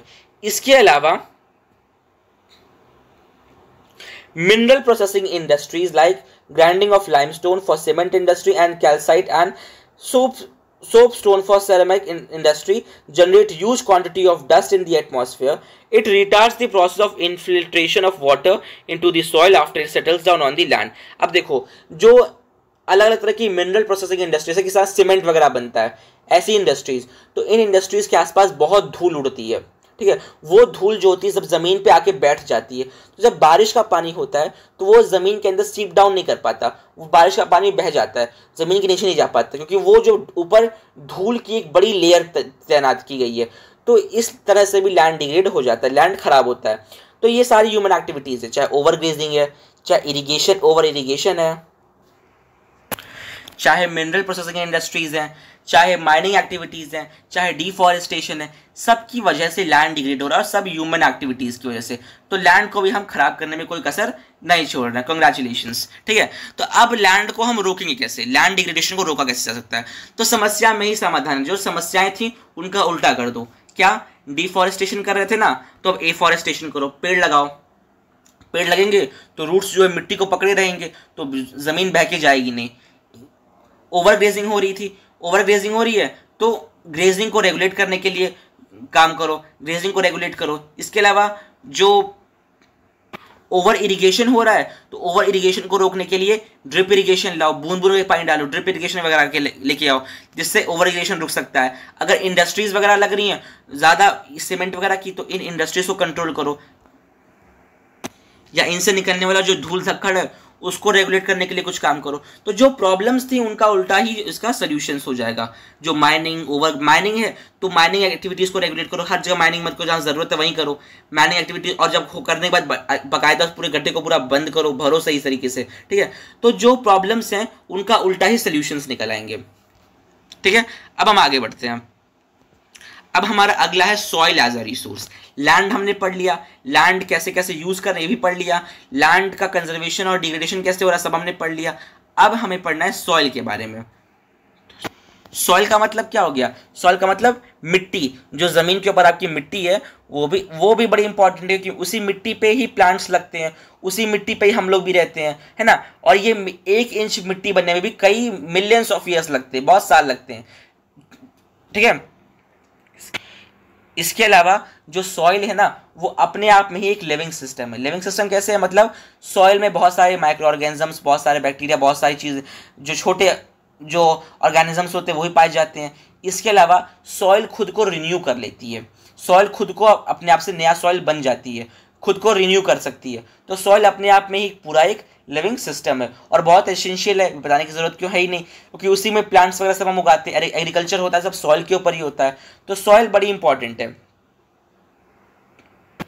तो अब इन सॉइल्स को भी कई तरीके से क्लासिफाई किया गया। इन सॉइल से कई अलग अलग टाइप्स होते हैं। ठीक है, अलग अलग तरीके की इनकी कॉम्पोजिशन होती है, अलग अलग तरह की जगहों में, अलग अलग तरह की सॉइल में अलग अलग तरह के मिनरल्स वगैरह पाए जाते हैं। तो सॉइल्स को भी कई तरीके से क्लासिफाई किया गया है। कई तरीके से क्या, मेनली 6 तरीके से क्लासिफाई किया गया है। पहला है अलूवियल सॉइल, देखते चलते हैं। देखो, पहला है अलूवियल सॉइल, दूसरा है ब्लैक सॉइल, ठीक है, तीसरा है आपका रेड एंड येलो सॉइल, यहाँ पे दिया होगा red and yellow soil, laterite soil, arid soil, और चौथी और लास्ट आ जाती है बाद में फॉरेस्ट सॉइल। तो 6 तरीके से इन सॉइल्स को क्लासिफाई किया गया है। अब 1 बाय 1 हमें हर एक सॉइल टाइप को एकदम डिटेल में पढ़ना है। तो पहला टाइप है अलूवियल सॉइल्स। क्या होती हैं अलूवियल सॉइल्स? तो देखो, ये जो अलूवियल सॉइल्स होती हैं ये नॉर्दर्न प्लेन्स में पाई जाती हैं। ठीक है, चलो मैप पे इसको पढ़ते हैं। सॉइल्स को पढ़ने का मजा मैप पे आता है कि कहाँ कहाँ पाई जाती हैं। तो ये इंडिया का मैप है, यहाँ पे देखो इंडेक्स में देखो अलूवियल सॉइल जो है ये लाइट ग्रीन कलर का एरिया, ये अलूवियल सॉइल का एरिया। यहाँ पे देखो ये जो रीजन है यहाँ सब पे अलूवियल सॉइल पाई जाती है। ये पूरा एरिया, ये सब एरिया पे अलूवियल सॉइल्स पाई जाती हैं। ठीक है, इसके अलावा ये नीचे के एरिया में ये जो हमारे घाट्स वाला रीजन है इधर भी अलूवियल सॉइल पाई जाती हैं। ठीक है, ये सारे रीजन में जहाँ पे लाइट ग्रीन आपको दिख पा रहा होगा वो सब जगह पे अलूवियल सॉइल्स पाई जाती हैं। तो जो अलूवियल सॉइल्स है ना ये बेसिकली 3 मेजर रिवर्स के इंटरप्ले से बनाई गई हैं। कौन कौन सी हैं? इंडस, गंगा, ब्रह्मपुत्र। ये 3 रिवर्स की वजह से ही ये पूरी नॉर्दर्न प्लेन्स में ये अलूवियल सॉइल बनी हुई है। ठीक है, जो अलूवियल सॉइल होती है वो बहुत फर्टाइल सॉइल होती है, मतलब आप उसमें कुछ भी उगाओ उग जाएगा, बहुत ही उपजाऊ धरती होती है। तो आप देखोगे, इसलिए आप देखोगे कि इन रीजन्स में उत्तर प्रदेश या फिर पंजाब हो गया, हरियाणा हो गया, इन जगहों पे खेती ही बहुत होती है क्योंकि बहुत फर्टाइल सॉइल है यहाँ की अलूवियल सॉइल। ठीक है, इसके अलावा ये तो लोकेशन तो हमने देखी ली कि यहाँ पे राजस्थान में, गुजरात में पाई जाती है। इसके अलावा जो नीचे जो पाई जा रही हैं वो महानदी, गोदावरी और कृष्णा की वजह से, जो नीचे जो घाट वाली रीजन में पाई जा रही थी वो इन रिवर्स की वजह से पाई जा रही है। जो ऊपर नॉर्दर्न प्लेन्स में जो अलूवियल सॉइल है वो गंगा, इंडस, ब्रह्मपुत्र, इन तीन की वजह से पाई जा रही है। और जो नीचे जो अलुवियल सॉइल पाई जा रही है वो महानदी, गोदावरी, कृष्णा और कावेरी रिवर्स की वजह से बन रही हैं सॉइल। क्योंकि जब देखो रिवर्स अपने आपको आपको रिवर्स की सॉइल कैसे बन रही है, तो जब रिवर्स आती हैं तो रिवर्स अपने साथ मिट्टी भी तो लेके आती है ऊपर पहाड़ों से, तो वो जो फर्टाइल सॉइल रिवर्स अपने साथ लेके आती हैं तो रिवर्स उनको ज़मीन पर डिपॉजिट करती जाती हैं, तो उससे ही बनती है वो डिपॉजिटेड जो सॉइल है, उससे ही बनती है अलुवियल सॉइल। तो अलुवियल सॉइल्स में सैंड, सिल्ट और क्ले से बनी होती हैं। और अलुवियल सॉइल्स जो होती हैं ये तीन में पायडोमेंट प्लेन्स के रीजन में मोस्ट पाई जाती हैं। पायडोमेंट प्लेन्स का मतलब होता है पहाड़ों के नीचे वाला, फुटहिल्स ऑफ माउंटेन्स। जैसे ये पहाड़ है तो इसके जो नीचे का रीजन होता है वो पायडोमेंट प्लेन्स होता है, ठीक है। इन रीजन्स में ही अलुवियल सॉइल ज़्यादा पाई जाती है, क्योंकि पहाड़ से नदी आती है, नदी में साथ मिट्टी लेके आती है, यहाँ डिपॉजिट करेगी तो यहीं पे ये सॉइल्स पाई जाती हैं। इसके अलावा यहाँ पे द्वार, चाओस एंड तराई रीजन, जो पूरी अलुवियल सॉइल्स है ना वो तीन मेजर पार्ट्स में डिवाइडेड है। जैसे कि देखो मैप पे देखते हैं, ये पूरा अलुवियल सॉइल का रीजन है, ये पूरा, ठीक है। अलुवियल सॉइल यहाँ पाई जाती है, ये पूरा रीजन अलुवियल सॉइल का है ना। तो अलुवियल सॉइल्स में ही सैंड, सिल्ट और क्ले का अलग अलग कंपोजिशन लेवल होता है। तो उसके हिसाब से ये वाला जो रीजन है हरियाणा और पंजाब वाला, इसको बोलते हैं चाओस रीजन, ठीक है, चाओस रीजन है। ये जो उत्तर प्रदेश वाला रीजन है उसको बोलते हैं तराई रीजन, तराई रीजन, ठीक है, तराई रीजन है ये। और ये जो रीजन है नॉर्थ ईस्ट का, इसको बोलते हैं द्वार, DUAR, द्वार, ठीक है। तो ये द्वार रीजन है, ये तराई रीजन है और ये चाओस वाला रीजन है। समझ गए क्यों अलग अलग रीजन है? क्योंकि सैंड, सिल्ट और क्ले से सॉइल बनी हुई है और अलग अलग कॉम्पोजिशन के लेवल है, तो उसके हिसाब से द्वार, चाओस और तराई रीजन है यहाँ पे। तो सैंड, सिल्ट और क्ले की वजह से जो अलुवियल सॉइल का जो रीजन है पूरा, वो तीन पार्ट्स में डिवाइडेड है, द्वार, चाओस और तराई रीजन, ठीक है। इसके अलावा एज के अकॉर्डिंग अलुवियल सॉइल दो तरह की होती है, एक होती है बांगर, एक होती है खादर। बांगर सॉइल मतलब वो सॉइल, वो अलुवियल सॉइल जो बहुत पुरानी, जो बहुत पहले बनी है, उसको वो सॉइल होती है बांगर सॉइल। और वो अलुवियल सॉइल जो अभी नई बनी है, हाल फिलहाल में बनी है, उसको हम बोलते हैं खादर सॉइल। ये खादर सॉइल बहुत ज़्यादा फर्टाइल होती है, ठीक है। खादर सॉइल में जो पार्टिकल्स होते हैं सैंड के, वो बहुत फाइन पार्टिकल्स होते हैं, जिनकी वजह से प्लांट्स को बाहर निकलने का बहुत अच्छा मौका मिलता है। बांगर सॉइल जो अलुवियल सॉइल का, जो पुरानी अलुवियल सॉइल होती है उसको बांगर बोलते हैं। उसमें हाई कंसंट्रेशन होता है कंकर का और नोड्यूल्स का, मतलब बड़े बड़े पीसेस होते हैं सॉइल के, इतने फाइन पीसेस नहीं होते, तो पौधों को निकलने में मुश्किल होती है। हालांकि ओवरऑल देखा जाए तो पूरी अलुवियल सॉइल ही फर्टाइल होती है, लेकिन अलुवियल सॉइल में भी दो पार्ट्स होते हैं, एक होता है बांगर रीजन जो पुरानी अलुवियल सॉइल है, और दूसरा जो खादर रीजन। तो खादर रीजन जो होता है वो ज़्यादा फर्टाइल होता है, क्योंकि वो नया बना हुआ है और उसमें फाइन पार्टिकल्स हैं सॉइल के, सैंड, ठीक है। इसके अलावा क्योंकि पूरी ही अलुवियल सॉइल बहुत फर्टाइल है, तो इसके अंदर पोटाश, फॉस्फोरिक एसिड और लाइम अच्छी क्वांटिटी में मिलता है, जिसकी वजह से यहाँ पे शुगर केन, पैडी, वीट और यहाँ पे जितने भी अलग अलग सीरियल्स होते हैं सब आप यहाँ पे उगा सकते हो, क्योंकि ये बहुत फर्टाइल है, सब कुछ आप उगा सकते हो, हर क्रॉप को ये सपोर्ट करती है। अब जो दूसरी सॉइल पाई जाती है वो है ब्लैक सॉइल, इसको रेगर सॉइल भी कहते हैं, ठीक है। नाम ऐसा पूछा था 1 मार्क्स में। ब्लैक सॉइल का दूसरा नाम क्या है? रेगर सॉइल, ठीक है। ये बहुत अच्छी होती है कॉटन की कल्टीवेशन के लिए, इसको ब्लैक कॉटन सॉइल भी इसलिए कहते हैं, सबसे आइडियल होती है कॉटन कल्टीवेशन के लिए, ठीक है। इसके अलावा कौन कौन सी रीजन में पाई जाती है? ये महाराष्ट्र में, सौराष्ट्र, मालवा, मध्य प्रदेश, छत्तीसगढ़, इन सारे रीजन्स में ये पाई जाती है। अच्छा, ये बनती कैसे हैं? तो देखो, पैरेंट रॉक सॉइल प्रोफाइल पढ़ा है ना, तो उसमें पैरेंट रॉक मटेरियल जो होता है और जो क्लाइमेटिक कंडीशंस होती हैं, उन दोनों के इंटरप्ले से ब्लैक सॉइल बनती है, ठीक है। इसके अलावा ये जो सॉइल होती है ये एक्सट्रीमली क्ले मटेरियल होता है इसका। जैसे कि देखो, the soils are extremely made up of fine clay material, they are well known for the capacity for holding moisture. मतलब बारिश जब होती है ना तो मॉइस्चर रिटेन बहुत अच्छा करती हैं, पानी को होल्ड करके बहुत अच्छे से रखती हैं, और इनका जो टेक्सचर होता है वो क्ले के जैसा होता है। जैसे कि क्ले, आप क्ले को कैसे भी मोल्ड कर लो, उस तरीके से टेक्सचर होता है ब्लैक सॉइल का।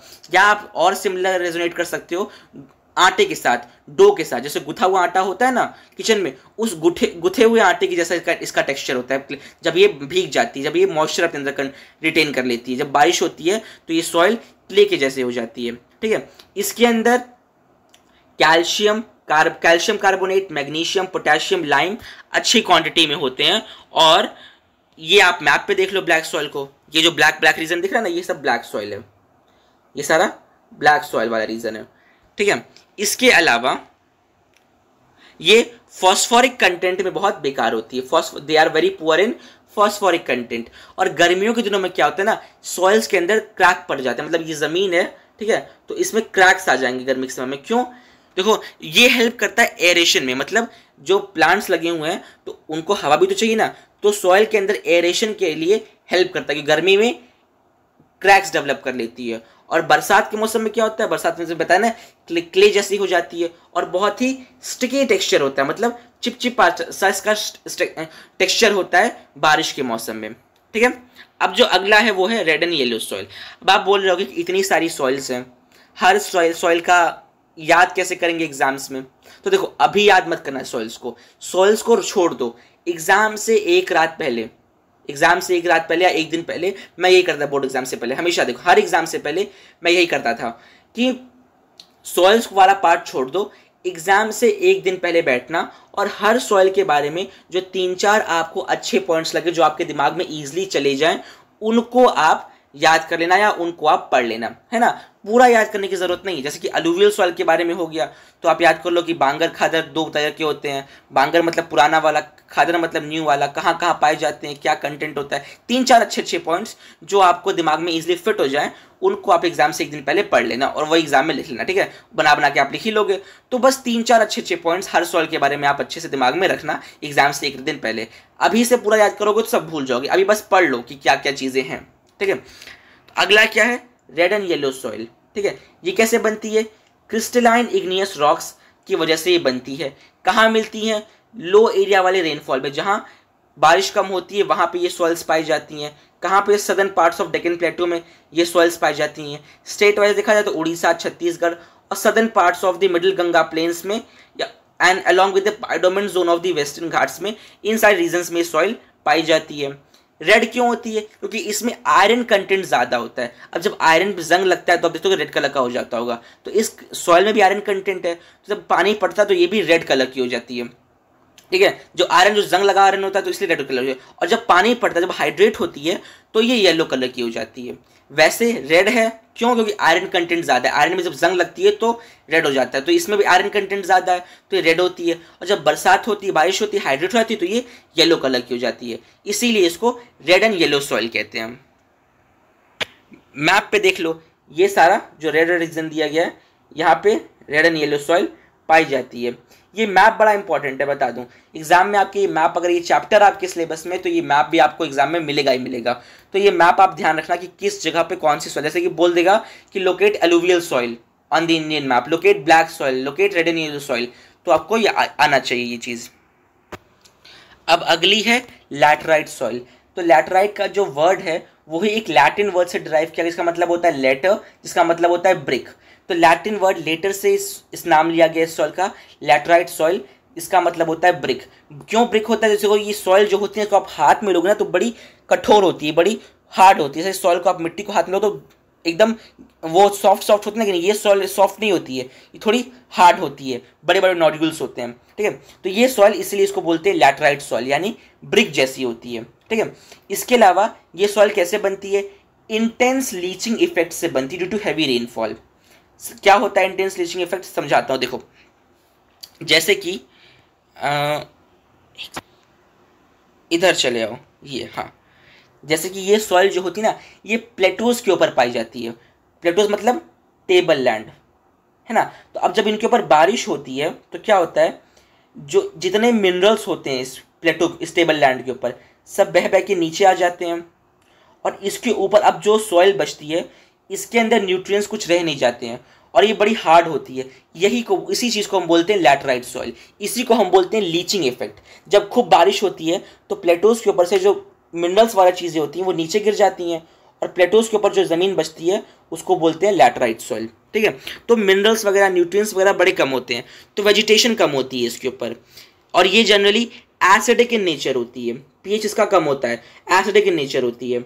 किन किन पार्ट्स में पाई जाती है? वेस्टर्न घाट्स में, Maharashtra, Orissa, Bengal, north eastern states, इन सब जगहों पे ये पाई जाती है। वेजिटेशन कम होता है, खेती करना मुश्किल होता है सॉइल के ऊपर क्योंकि न्यूट्रिएंट्स कुछ रह नहीं जाते हैं, ठीक है। फिर भी this soil is very useful for growing T and coffee. Tea coffee आप इस पर खेती कर सकते हो, और इसके अलावा आप कैश्यू यानी काजू वगैरह भी इसके ऊपर आप उगा सकते हो, ठीक है। ह्यूमस कंटेंट इसमें बहुत कम होता है। अब हम पढ़ेंगे एरिड सॉइल्स के ऊपर।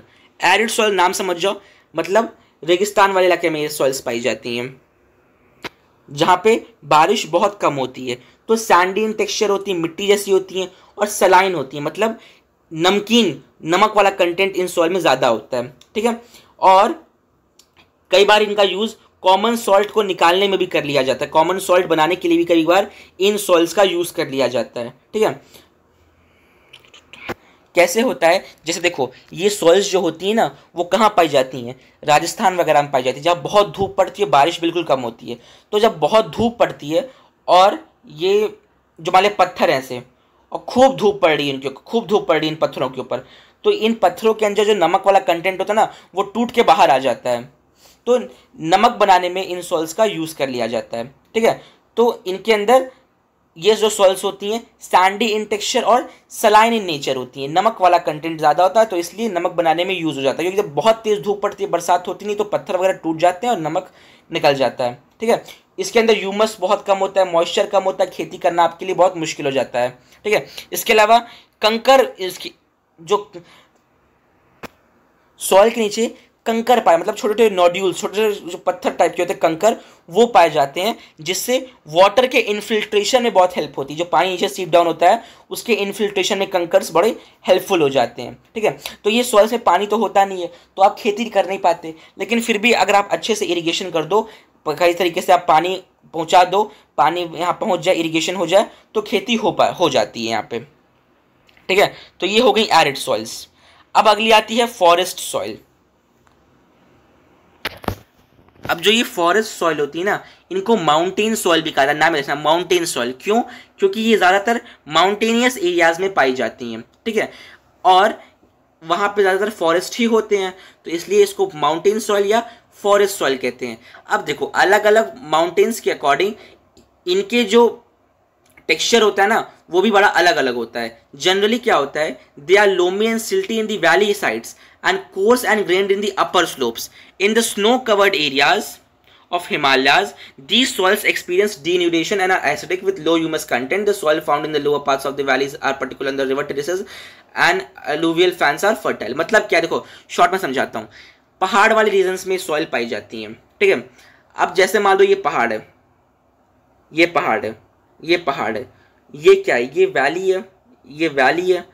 तो वैली वाले रीजन में ये सॉइल थोड़ी फर्टाइल होती है। क्यों? क्योंकि पहाड़ के ऊपर जो मिनरल्स हैं, जब बारिश होगी तो वो मिनरल्स नीचे ही तो आएंगे, वैलीज में तो कलेक्ट होंगे, तो वैली वाले रीजन में ये सॉइल फर्टाइल होती है। लेकिन ऊपर ये पहाड़ वाली रीजन्स में, पहाड़ों वाली ऊपर वाली रीजन्स में थोड़ी कोर्स होती है और इतनी आइडियल नहीं होती है एग्रीकल्चर के लिए। लेकिन वैलीज के रीजन में ये फर्टाइल होती है ये सॉइल। इसको फॉरेस्ट सॉइल या माउंटेन सॉइल कहते हैं, क्योंकि ये माउंटेनियस रीजन में पाई जाती है। चलो मैप पे सब कुछ एक बार फिर से देख लेते हैं। तो मैप पे देखो, मैप पे ये आपकी फॉरेस्ट सॉइल है। देखो पूरा जो पहाड़ी इलाका है सब कवर की हुई फॉरेस्ट सॉइल है। ये अलूवियल सॉइल है, ये एरिड सॉइल है, ये ब्लैक सॉइल है, रेड एंड येलो सॉइल है, ठीक है। तो आपने सारी सॉइल्स को इंडियन मैप पे देख लिया। लोकेट करने के लिए आप याद करके रखिएगा। एंड कंजर्वेशन, जैसे हर नेचुरल रिसोर्स को हमने बर्बाद किया है, वैसे सॉइल्स को बर्बाद करने में हमने कोई कसर नहीं छोड़ी है। तो सॉइल्स को भी आज सॉइल इरोजन मतलब सॉइल का भी डिग्रेडेशन हो रहा है, सॉइल्स भी खराब हो रही हैं, ठीक है। तो अब खराब कैसे हो रही हैं और कंजर्व कैसे करना, अब वही हमें पढ़ना, और इस चैप्टर का लास्ट टॉपिक भी वही है। तो जो सॉइल डिग्रेडेशन हो रहा है, सॉइल इरोजन जो हो रहा है, वो ह्यूमंस की वजह से भी हो रहा है और नेचर की वजह से भी कई बार हो रहा है। तो नेचर तो अपना बैलेंस बना लेती है, हमने सारा काम तमाम करके रखा है। जैसे देखो ह्यूमन एक्टिविटीज जैसे कि डिफॉरेस्टेशन, वही जैसे लैंड डिग्रेडेशन में जो चीज़ें थी ना, वही चीज़ें यहाँ पे भी हैं। डिफॉरेस्टेशन से पेड़ काट दोगे मिट्टी बह जाएगी, है ना। ओवर ग्रेजिंग, जानवर पूरा मिट्टी उखाड़ लेंगे पौधे के साथ साथ, ठीक है। माइनिंग, कंस्ट्रक्शन, ये सारी चीज़ों से सॉइल इरोजन होता है। इसके अलावा नेचुरल जैसे विंड जैसे तेज हवाएं चलती हैं तो पूरी मिट्टी को अपने साथ उड़ा जाती हैं, इसको बोलते हैं विंड इरोजन। कई बार ग्लेशियर्स पहाड़ों के ऊपर से खिसक जाते हैं तो पूरी मिट्टी को भी अपने साथ लेके नीचे गिरते हैं, तो ग्लेशियर्स से। कई बार पानी जब नदियों में बाढ़ वगैरह आती है तो अपने साथ मिट्टी को बहा ले जाती है, मिट्टी को काट देती है, उससे भी सॉइल इरोजन हो जाता है। तो नेचुरल कॉजेज भी होते हैं और ह्यूमंस के भी वजह से सॉइल इरोजन होता रहता है। देखो कई बार क्या होता है, जो रनिंग वाटर होता है, मतलब बहता हुआ तेज पानी क्या करता है ना, मिट्टी के अंदर ऐसे गलीज वगैरह बना के, जैसे देखो बाढ़ वगैरह आती है ना तो तेज बहता हुआ पानी जमीन के अंदर ऐसे ऐसे ऐसे ऐसे गलीज बना के चला जाता है, इसको हम बोलते हैं गली इरोजन।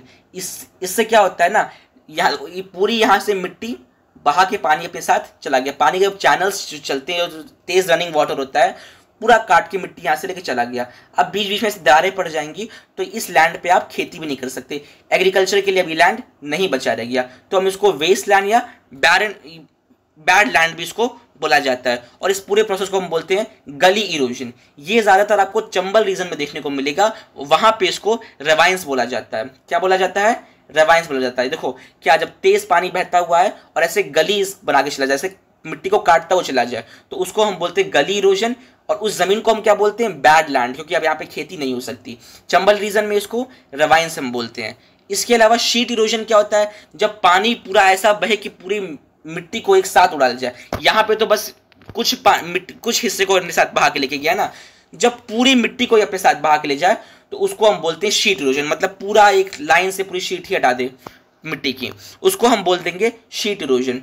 और कई बार होता है कि विंड अपने साथ चीज़ों को लेकर उड़ जाती है, मिट्टी को लेकर चली जाती है, तो उसको हम बोलते हैं विंड इरोजन। तो ये अलग अलग तरीके के सॉइल इरोजन्स होते हैं। लेकिन सॉइल इरोजन का एक मेजर कारण ये भी होता है कि डिफेक्टिव फार्मिंग मेथड्स, कई बार फार्मिंग हम अच्छी तरीके से नहीं करते हैं, उसकी वजह से भी सॉइल इरोजन हो जाता है। ठीक है, तो अब हमें सॉइल इरोजन को काउंटर कैसे करना है, कैसे सॉइल कंजर्व करनी है, उसके बारे में हम बात करते हैं। तो देखो सबसे पहला आता है आपके लिए काउंटोर प्लाविंग। तो काउंटोर प्लाविंग में होता क्या है, तो जैसे देखो एग्जाम्पल समझना, जैसे कि ये पहाड़ होते हैं, ये पहाड़ है।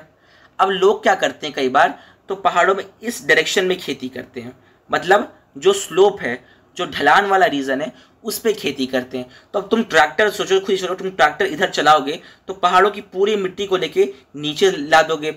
अब ऊपर की मिट्टी क्या हो जाएगी, एकदम बेकार हो जाएगी, न्यूट्रिएंट्स रह ही नहीं जाएंगे। तो इस सॉइल इरोजन हो रहा है कि नहीं हो रहा है? देखो पहाड़ में से तुम क्या कर रहे हो, मिट्टी को खींच के नीचे लेके आ रहे हो। अगर तुम ऐसे खेती कर रहे हो, हल ऐसे चला रहे हो, ट्रैक्टर इस डायरेक्शन में चलाओगे, तो क्या होगा, पूरी मिट्टी कट के पहाड़ों की नीचे आ जाएगी। स्लोप्स पे अगर आप तुम खेती करोगे तो पूरी मिट्टी कट के नीचे आ जाएगी। तो ये एक डिफेक्टिव फार्मिंग मेथड हो गया। तो इसको ठीक कैसे करें, तो ठीक करने का मेथड यहाँ पे दिया गया, काउंटोर प्लाविंग। मतलब कि पहाड़ ऐसे था, तो तुम ऐसे स्लोप पे खेती करते ना, स्लोप पे ट्रैक्टर चला रहे थे ना, तो स्लोप पे ट्रैक्टर मत चलाओ, क्या करो ना, ऐसे ऐसे गोल गोल ऐसे चलाओ, ऐसे ट्रैक्टर चले जाओ, ऐसे ट्रैक्टर चले जाओ। देखो ऐसे ऐसे ऐसे ऐसे पौधे लगाओ, डायरेक्टली स्लोप पे मत लगाओ, क्योंकि अगर पहाड़ के ढलान पर अगर आप तुम पौधे लगा दोगे तो जब ट्रैक्टर चलाओगे तो मिट्टी को नीचे खींचने की गिरा दोगे। तो ऐसे मत करो। काउंटर प्लाविंग का मतलब होता है कि इस तरीके से ऐसे कर्व्स के थ्रू जाओ और ऐसे ऐसे खेती करो पहाड़ों पे। तो ये होता है काउंटर प्लाविंग, माउंटेनियस रीजन में काम आता है। इसके अलावा दूसरा होता है टेरेस कल्टीवेशन। अगर मान लो तुमको स्लोप्स पर ही खेती करनी है, जैसे तुम्हारा पहाड़ है, तुमको इसी स्लोप पे खेती करनी है मान लिया, तो क्या करो, स्लोप को ऐसे ऐसे काट दो। कैसे?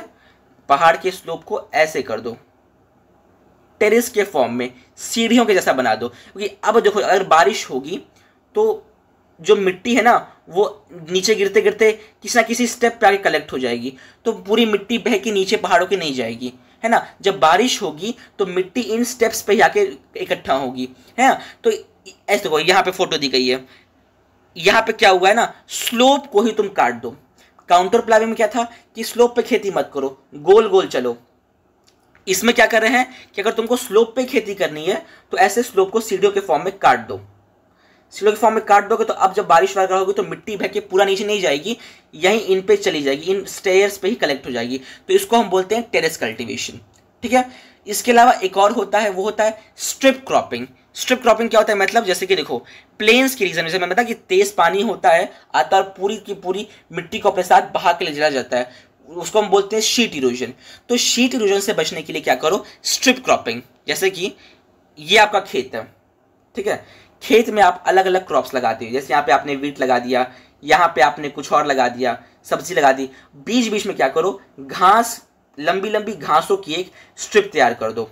जैसे कि ये आपका लैंड है, तो आप बीच बीच में अपने लैंड के घासों की ऐसे स्ट्रिप्स बना दो, यहाँ घास लगा दो बीच बीच में, और इनके बीच में यहाँ खेती करो, यहाँ अपनी क्रॉप्स लगा दो। अब जब बारिश का पानी होगा, तेज बहाव से पानी आएगा, तो मिट्टी को पूरा बहा के आपके खेत के बाहर ले जा नहीं पाएगा। क्यों? क्योंकि अब ये जो घास लगी हुई है ना बीच बीच में, वो मिट्टी को रोक लेगी। इसको हम बोलते हैं स्ट्रिप क्रॉपिंग। समझ गए? बीच बीच में घास लगा दो, घास की स्ट्रिप्स लगा दो कि पूरी मिट्टी बह के जा ना पाए। ये हो गई स्ट्रिप क्रॉपिंग। इसके अलावा होता है शेल्टर बेल्ट्स। शेल्टर बेल्ट्स मतलब किससे बचाता है, विंड इरोजन से। जैसे मैंने बताया, विंड जब तेज आंधी आती, हवा चलती, तो अपने साथ मिट्टी को उड़ा ले जाती है। तो इससे बचने के लिए क्या करो, ये आपका खेत है, तो खेत के किनारे किनारे पे बड़े बड़े पेड़ लगा दो। अब ये पेड़ क्या करेंगे, ये शेल्टर बेल्ट का काम करेंगे। अब देखो जब तेज हवा आएगी ना, तो पूरी मिट्टी को उड़ा के ले जा नहीं पाएगी, क्योंकि अब ये जो पेड़ हैं ये गार्ड बन के खड़े हैं, पूरा आपकी जो मिट्टी उड़ के जाने वाली थी, अब ये पेड़ उसको रोक लेंगे। इसको बोलते हैं शेल्टर बेल्ट्स। तो ये तरीके, कुछ ऐसे तरीके हो सकते हैं फार्मिंग के, counter ploughing, terrace cultivation, shelter belts या फिर स्ट्रिप क्रॉपिंग। इन तरीके से आप सॉइल्स को बचा सकते हो, सॉइल इरोजन से बचा सकते हो। ये कुछ स्टेप्स हो गए। तो यहाँ पे हमारा चैप्टर भी हो जाता है खत्म। अगर आपको कहीं पे भी कोई डाउट है, थोड़ा सा भी किसी भी टॉपिक में, किसी भी लाइन में एनसीईआरटी की, if you are having any doubt, so आप कमेंट सेक्शन में पूछ सकते हो। अगर आपको इस लेक्चर से थोड़ी सी भी हेल्प हुई तो लाइक कीजिए, शेयर कीजिए, चैनल को सब्सक्राइब कीजिए। Thank you so much.